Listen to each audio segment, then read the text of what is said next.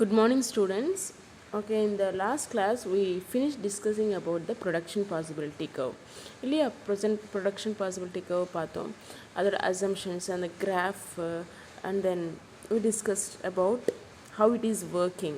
இல்லையா so today we are going to continue with that topic, that is uses of production possibility curve. So in the production possibility curve ஆல இந்த PPC என்னெல்லாம் uses இருக்குது அப்படிங்கிறது பார்க்க போகிறோம்.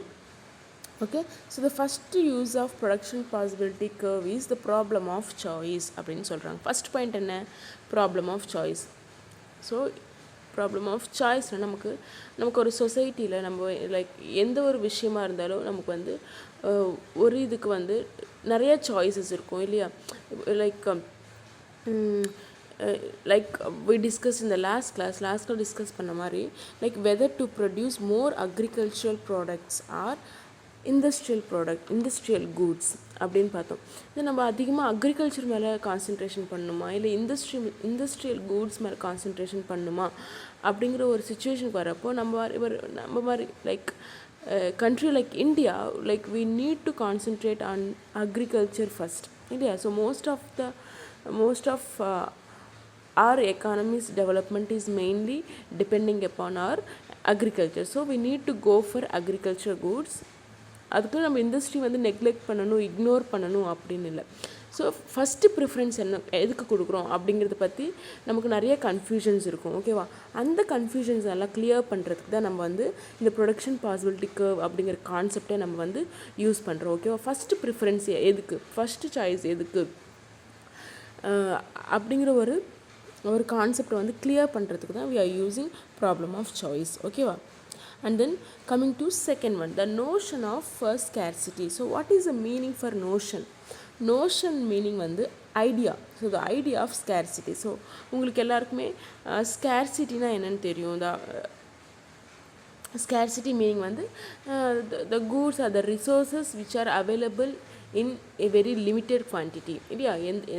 எந்த ஒரு ப்ராடக்டாக இருந்தாலும் எந்த ஒரு ரிசோர்ஸாக இருந்தாலும் ரொம்ப கம்மியாக இருக்குது அப்படிங்கிற ஒரு சுச்சுவேஷன் தான் நம்ம எப்படி சொல்கிறோன்னா ஸ்கேர்சிட்டி அப்படின்னு சொல்கிறோம்.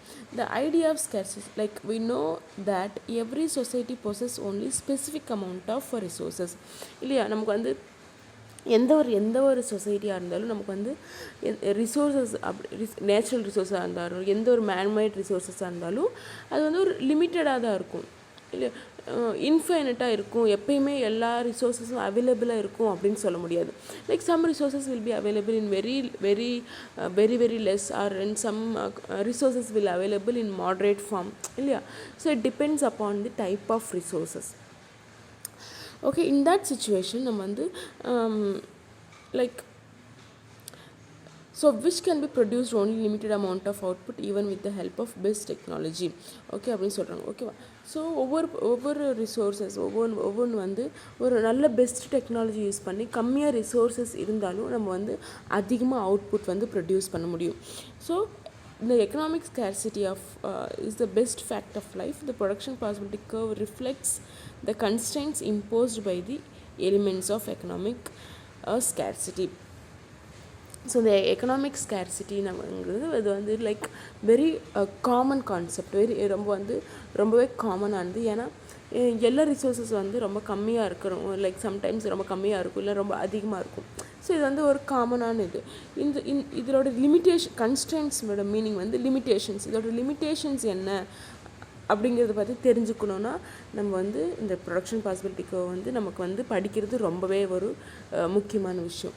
So that is the second point, the notion of scarcity. And coming to the third one, solution of central problems. So the central problems of an economy can be explained with the help of PPC அப்படின்னு சொல்கிறாங்க.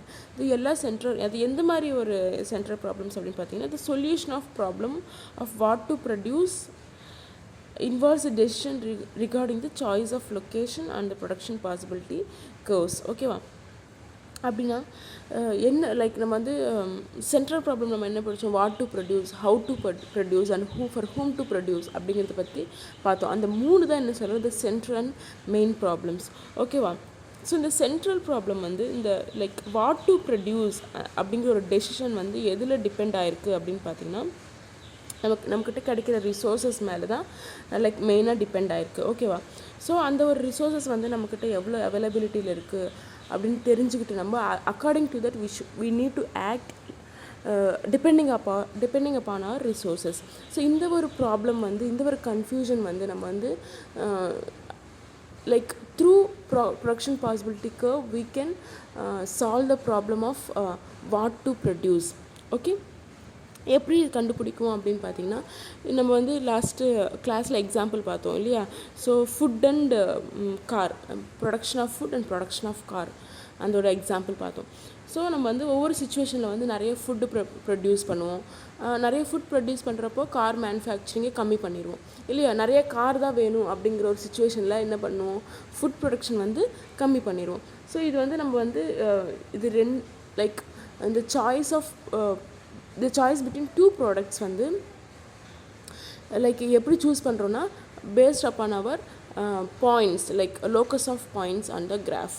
Okay, and then so the combination represented by any point inside the PPC indicates that the economy is using inefficient methods of production and inefficient combination of resources அப்படின்னு சொல்கிறாங்க. அப்படின்னு என்னென்னு பார்த்தீங்கன்னா, இப்போ வந்து நம்ம லைக் பாயிண்ட்ஸ் எல்லாம் வந்து நமக்கு இன்சைட் த கிராஃப், நம்ம inside the line last time graph போட்டிருப்பீங்க இல்லையா?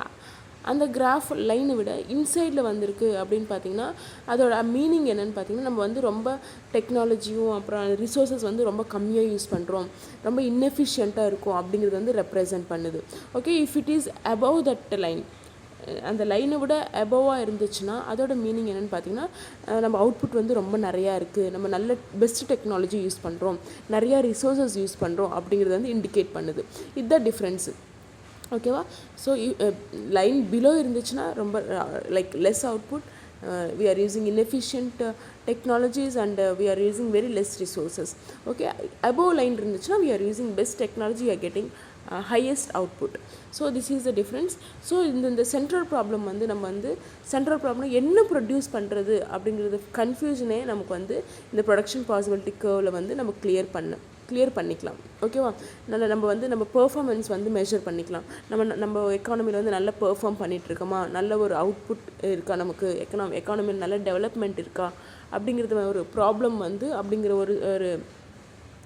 ஒரு ரிசல்ட் வந்து நம்ம வந்து இந்த ப்ரொடக்ஷன் பாசிபிலிட்டி கர்வ் மூலிமா நம்ம வந்து ஃபைண்ட் அவுட் பண்ண முடியும். So this is about the main uses of production possibility curve. First one is problem of choice. நம்ம என்ன வந்து செலக்ட் பண்ணுறோம், லைக் அது வந்து லைக் பிட்வீன் டூ ப்ராடக்ட்ஸ் நம்ம வந்து for which product we are going for அப்படிங்கிறது வந்து அப்படிங்கிற ஒரு மெயின் ப்ராப்ளம் வந்து கிளியர் பண்ணிக்கிறோம். அண்ட் நோஷன் ஆஃப் ஸ்கேர்சிட்டி, இந்த ஸ்கேர்சிட்டியோட ப்ராப்ளம், ஒரு பொருள் கம்மியாக இருக்குதுன்னா நம்ம வந்து ஆல்டர்னேட்டிவாக என்ன யூஸ் பண்ணலாம் அப்படிங்கிற ஒரு கன்ஃபியூஷன்ஸ் வந்து இந்த ப்ரொடக்ஷன் பாசிபிலிட்டி கர்வ்னால வந்து நம்ம அவாய்ட் பண்ணிக்கலாம். அண்ட் இந்த third one is solution of central problems. என்ன ப்ரொடியூஸ் பண்ணணும், எப்படி ப்ரொடியூஸ் பண்ணணும், நம்ம கரெக்டாக தான் ப்ரொடியூஸ் பண்ணுறோமா, நம்மளுக்கு பெஸ்ட் ரிசல்ட்ஸ் வருதா அப்படிங்கிற எல்லா ஒரு கன்ஃபியூஷன்ஸும் we can clear with the production possibility curve. so this is about uses of PPC.